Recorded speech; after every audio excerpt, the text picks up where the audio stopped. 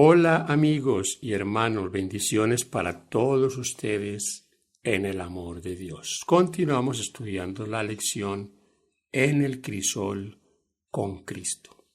Este estudio ha sido de bendición y lo será hasta el final. Ya hoy tenemos la lección número 8, viendo al invisible. Texto para memorizar Hebreos 11:27. Por la fe dejó a Egipto, no temiendo la ira del rey, porque se sostuvo como viendo al invisible. La definición de fe en el libro de Hebreos siempre es un desafío. Es pues la fe la certeza de lo que se espera, la convicción de lo que no se ve. Hebreos 11:1. ¿Cómo podemos estar convencidos de lo que no vemos? Con todo, esto es exactamente lo que ilustra Moisés en nuestro versículo para memorizar. Se sostuvo como viendo al invisible. Hebreos 11:27. Es aún más provocador comprender que somos llamados a ver al invisible no solo cuando los tiempos son buenos, sino especialmente cuando todo va mal. Para ello necesitamos fe, una fe semejante a la de Cristo, moldeada por la verdad acerca de Dios y el reino de Dios, la verdad sobre la bondad de nuestro Padre, el poder del nombre de Jesús. El poder de la resurrección y la compasión de Dios son verdades esenciales que nos permitirán mantenernos firmes cuando estemos en el crisol y podamos sentir la tentación de dudar de todo. ¿Qué verdades acerca de Dios pueden ayudarnos a sostenernos aún en las peores situaciones? Estudio para el día domingo. La extravagancia de nuestro Padre. Es posible que usted se haya hecho esta pregunta alguna vez. Si de verdad Dios me ama, seguramente haría mucho más por mí. Me pregunto, ¿cuántas veces ese pensamiento ha pasado por nuestra mente? Observamos las circunstancias y luego comenzamos a preguntarnos si Dios realmente nos ama, porque si así fuera, realmente las cosas serían diferentes. Hay dos argumentos que a menudo nos llevan a dudar de la bondad de Dios. En primer lugar, cuando tenemos un deseo ardiente en nuestro corazón y nuestra mente por algo que creemos que es bueno.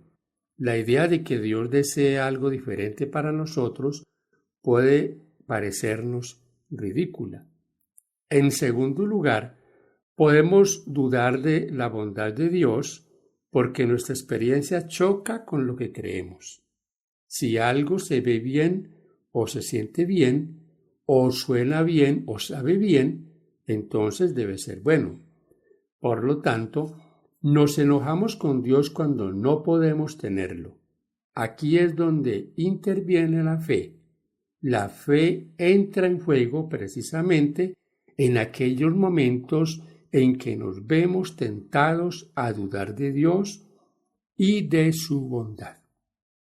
Romanos 8:28 al 39. Es un pasaje poderoso que describe la bondad de Dios hacia nosotros. Y sabemos que los que aman a Dios, todas las cosas les ayudan a bien.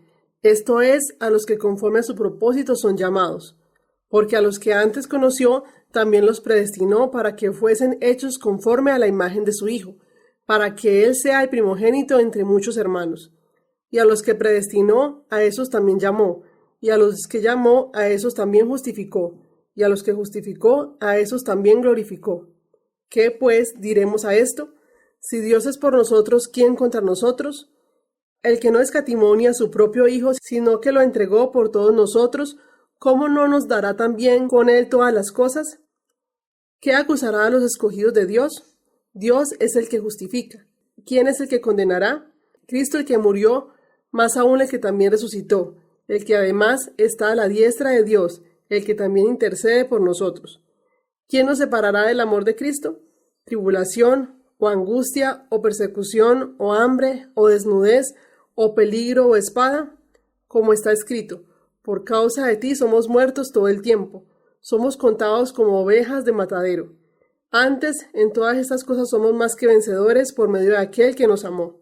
Por lo cual, estoy seguro de que ni la muerte, ni la vida, ni ángeles, ni principados, ni potestades, ni lo presente, ni lo porvenir, ni lo alto, ni lo profundo, Ninguna otra cosa creada nos puede separar del amor de Dios, que es en Cristo Jesús, Señor nuestro. Este es un pasaje poderoso que describe la bondad de Dios hacia nosotros. ¿Qué lograste encontrar en estos versículos que nos pueda ayudar a proteger nuestra mente para no dudar de la bondad de Dios? Mis hermanos queridos, en estos pasajes encontramos que vivimos en un mundo lleno de dificultades, pero que quien ha confiado en el Señor, por más dificultades que tenga, nunca dejará de creer en su bondad. Somos como quien va por un camino pedregoso, con muchos obstáculos, pero no va solo. Qué interesante es leer en la palabra de Dios que Él está interesado en nosotros y que posiblemente esas dificultades que estás viviendo hoy son parte del proceso de la edificación de un carácter para el reino de los cielos. En Romanos 8:32 hay una lógica importante que es extremadamente útil para protegernos del agobio de nuestras circunstancias. El que no escatimó ni a su Hijo, sino que lo entregó por todos nosotros, ¿cómo no nos dará también con Él todas las cosas? ¿Cómo podríamos pensar que Dios enviaría a Jesús a morir por nosotros y que luego se volvería tacaño? Esto significa que la verdad de la generosidad de Dios hacia nosotros, que constatamos con la muerte de Cristo, debe tener un impacto más fuerte en nuestro pensamiento que todas las dudas que el crisol pueda generar en nosotros. Para meditar, ¿cómo es posible que una verdad, la bondad de Dios, tenga un efecto más poderoso en ti que tus dudas? Dedica un momento a meditar sobre la verdad de que Dios dio a Jesús para morir en tu lugar y que esta increíble generosidad continúa de 1000 maneras diferentes para ti hoy. ¿Qué impacto causa esto sobre tu fe? Lección día lunes. En el nombre de Jesús. Si algo pidieres en mi nombre, yo lo haré. Juan 14:14. Jesús no estaría mucho tiempo más con los discípulos. Quien había sido apoyo y aliento se iría al cielo, y los discípulos comenzaron a sentirse confundidos e impotentes. Pero, si bien los discípulos ya no podían verlo físicamente, Jesús les dio una promesa extraordinaria. Juan 14:1-14.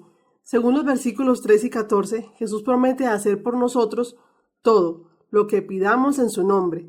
Debido a esto, casi siempre agregamos al final de nuestras oraciones, en el nombre de Jesús, amén. Al decir esto, ¿qué pensamos normalmente que significa? ¿Qué quiso decir Jesús cuando nos animó a orar así?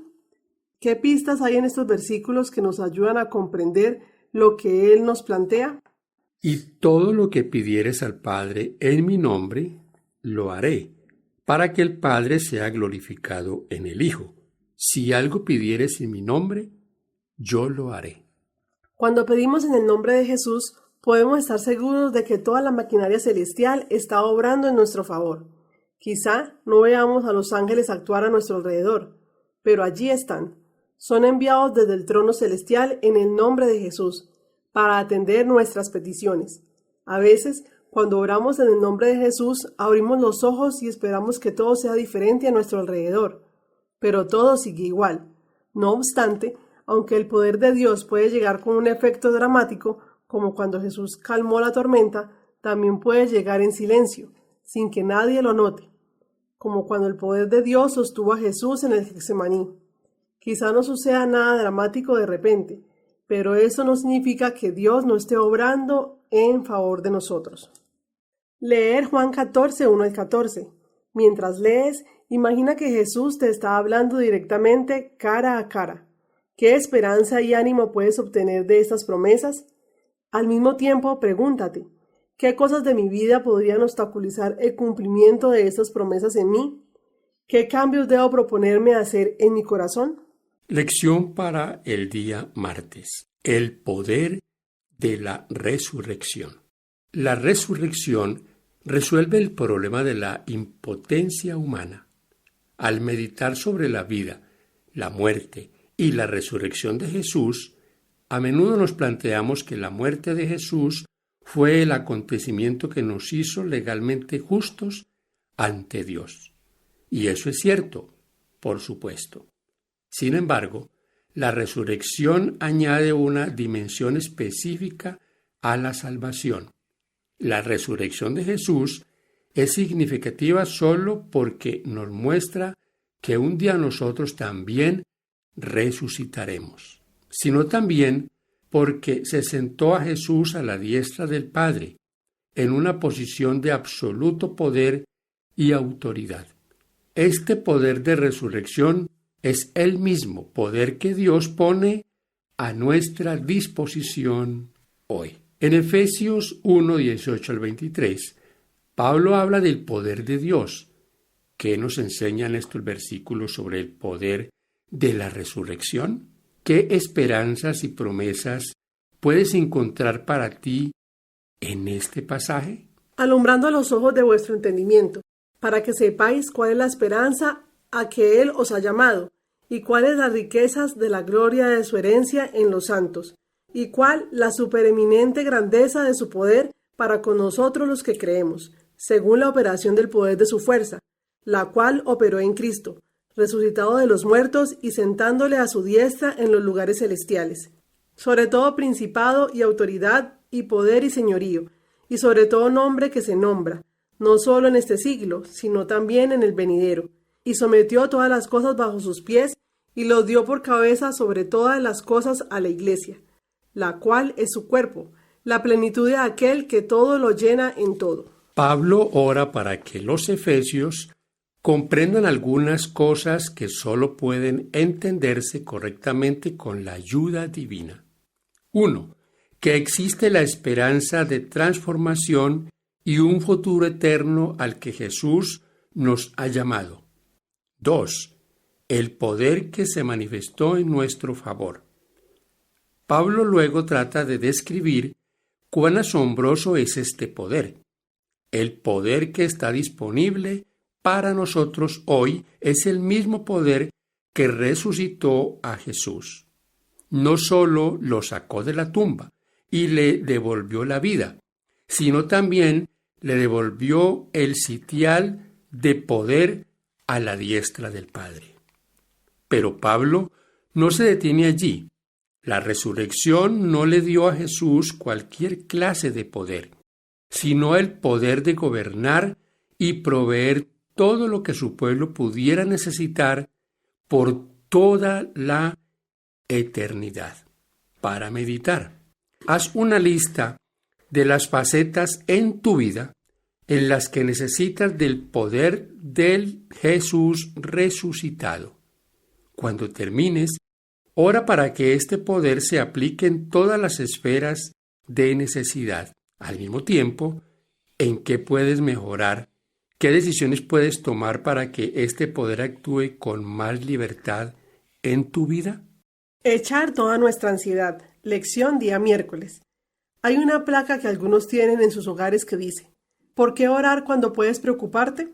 Nos hace reír, porque sabemos con qué frecuencia nos preocupamos en lugar de acudir a Dios y darle nuestras preocupaciones. Alguien dijo cierta vez que cuando en nuestra vida esté todo enredado, debemos dársela a Dios y permitir que Él desate los nudos. ¿Cuántos deseos tendría Dios de hacer esto por nosotros? Sin embargo, es increíble cómo las arreglamos para aferrarnos a nuestros problemas hasta que estamos a punto de estallar. ¿Por qué esperamos hasta estar desesperados antes de acudir a Dios? Primera de Pedro 5:7. Pedro cita Salmos 55:22. ¿Cuál es el mensaje básico para nosotros? Mateo 6:25 al 33. Primera de Pedro 5:7 dice: echando toda vuestra ansiedad sobre Él, porque Él tiene cuidado de vosotros. Salmo 55:22.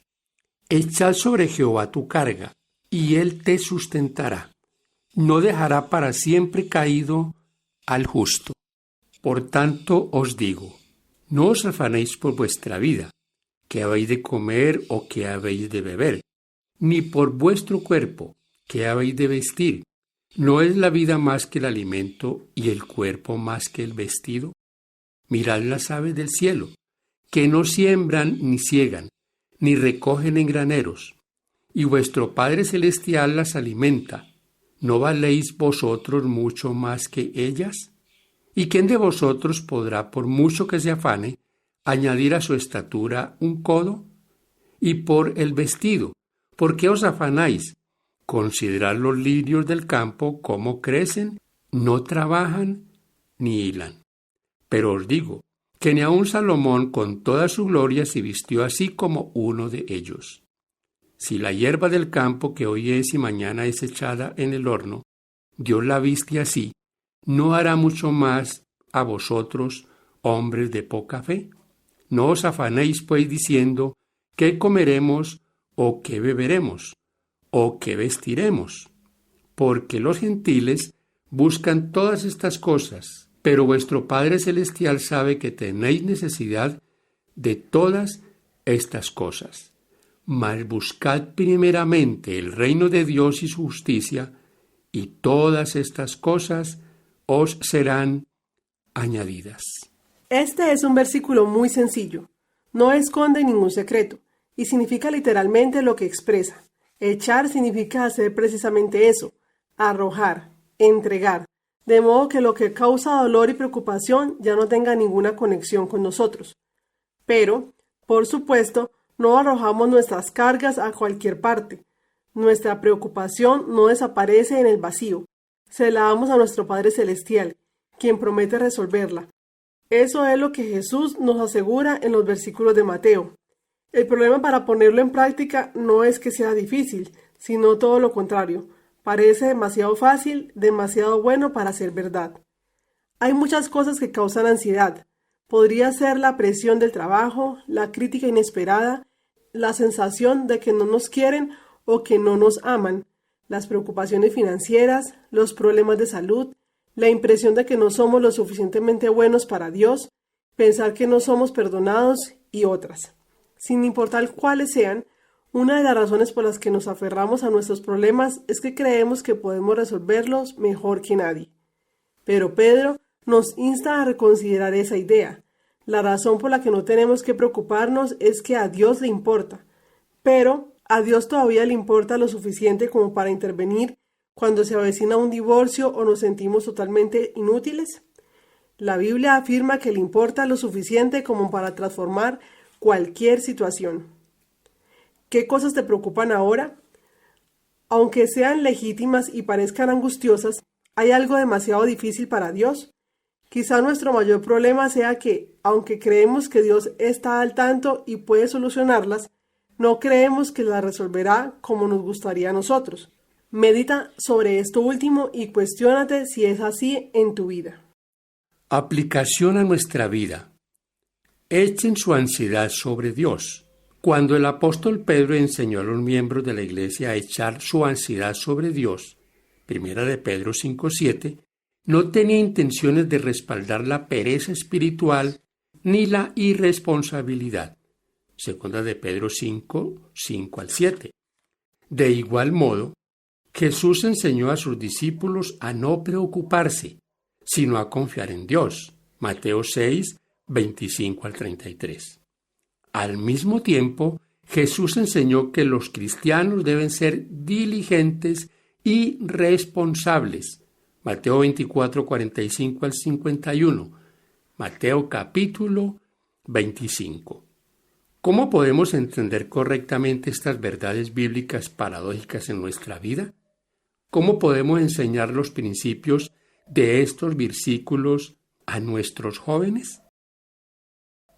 Mis hermanos, llegamos a la parte final de nuestra lección. Estamos en la sección para el jueves. Esta está titulado Continúa siendo fiel aun cuando no puedas ver a Dios. Creer que a nadie le importa lo que nos está pasando es muy desagradable, pero pensar que Dios no nos conoce o no se preocupa por nosotros puede ser muy angustioso. Para los judíos exiliados en Babilonia, Dios no parecía preocuparse mucho por su situación. todavía estaban en el exilio, todavía se sentían abandonados por Dios debido a su pecado. Pero Isaías les transmite palabras de consuelo.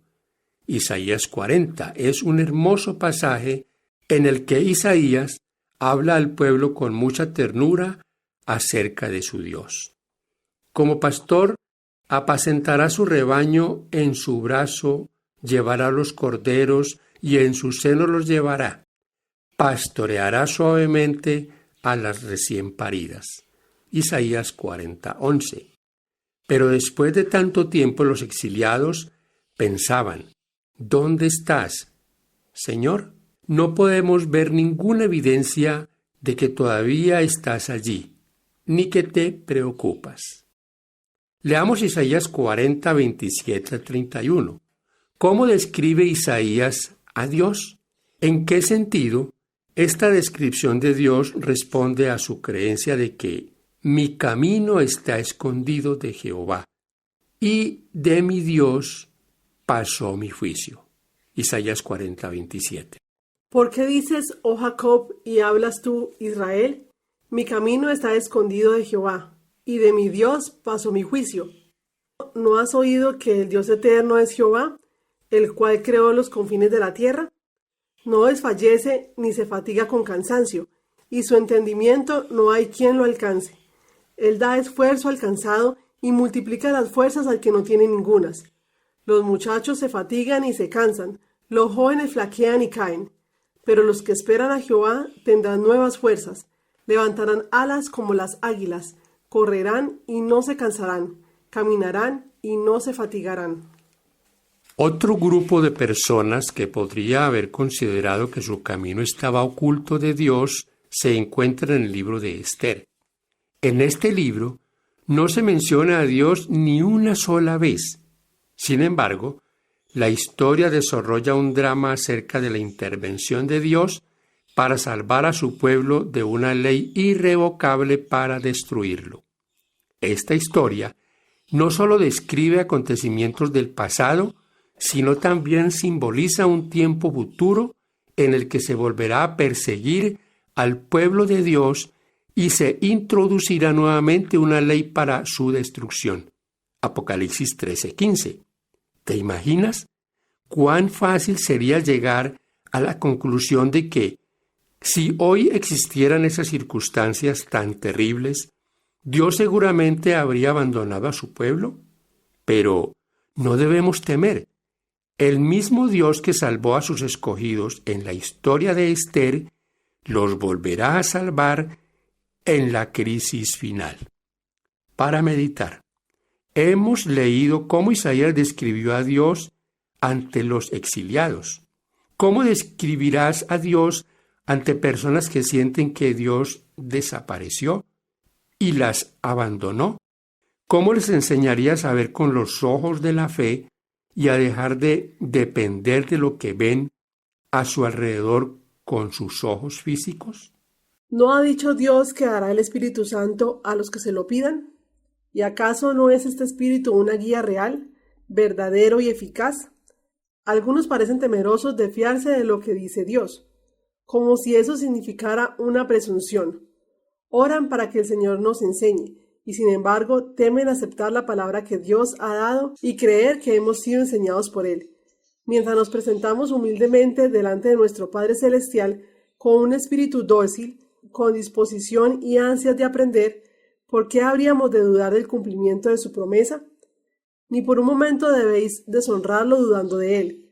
Cuando hayáis procurado conocer su voluntad, vuestra parte en la cooperación con Dios es creer que os dirigirá y guiará y bendecirá en el cumplimiento de su voluntad. Quizá tengamos que desconfiar de nosotros mismos para no interpretar mal sus enseñanzas, pero confiad en Él hasta lo sumo, para que el Espíritu Santo os guíe a fin de que interpretéis correctamente sus planes y la obra de su providencia. Comentario Bíblico Adventista, tomo 3, páginas 1173 y 1774. La fe se fortalece al entrar en conflicto con dudas e influencias opositoras. La experiencia obtenida en estas pruebas es de más valor que las joyas más costosas. Testimonio para la Iglesia, tomo 3, página 609. Mis hermanos y amigos, aún hoy entre nosotros hay muchos todavía como Tomás. Hasta no ver, no creer. Nosotros, por fe, caminamos como viendo al invisible. Como dijo el Señor a Tomás, porque me has visto, has creído. Bienaventurado el que sin ver va a creer. Gracias por acompañarnos hasta este punto. Bendiciones para todos ustedes.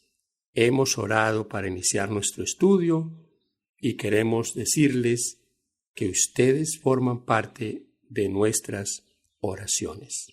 Oramos los unos por los otros. No sabemos dónde está usted, mi hermano querido, dónde usted vive, pero Dios sí lo sabe. Que Dios te bendiga.